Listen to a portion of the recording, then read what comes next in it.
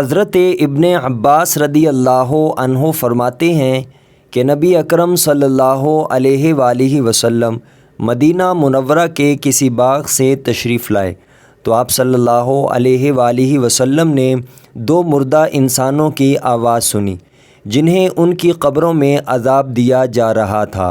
پھر رسول اکرم صلی اللہ علیہ وآلہ وسلم نے فرمایا کہ انہیں عذاب ہو رہا ہے، اور کسی بڑے گناہ کی وجہ سے انہیں عذاب نہیں ہو رہا، بلکہ ان میں سے ایک شخص پیشاب کے چھینٹوں سے نہیں بچتا تھا اور دوسرا چغل خور تھا۔ پھر آپ صلی اللہ علیہ وآلہ وسلم نے کھجور کی ایک ہری شاخ منگوائی اور اسے دو حصوں میں توڑا، اور ایک ٹکڑا ایک کی قبر پر اور دوسرا دوسرے کی قبر پر گاڑ دیا۔ پھر رسول اکرم صلی اللہ علیہ وآلہ وسلم نے فرمایا، شاید کہ ان کے عذاب میں اس وقت تک کے لیے کمی کر دی جائے جب تک یہ سوکھ نہ جائیں۔ صحیح بخاری حدیث نمبر 6055۔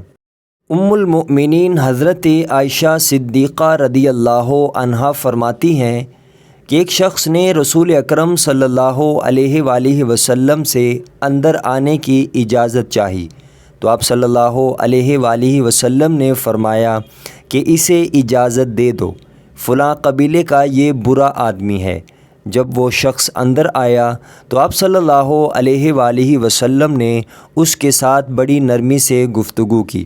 حضرت عائشہ صدیقہ رضی اللہ عنہا فرماتی ہیں، میں نے عرض کیا، یا رسول اللہ صلی اللہ علیہ وآلہ وسلم، آپ کو اس کے متعلق جو کچھ کہنا تھا وہ ارشاد فرمایا، اور پھر اس کے ساتھ آپ نے نرم گفتگو کی۔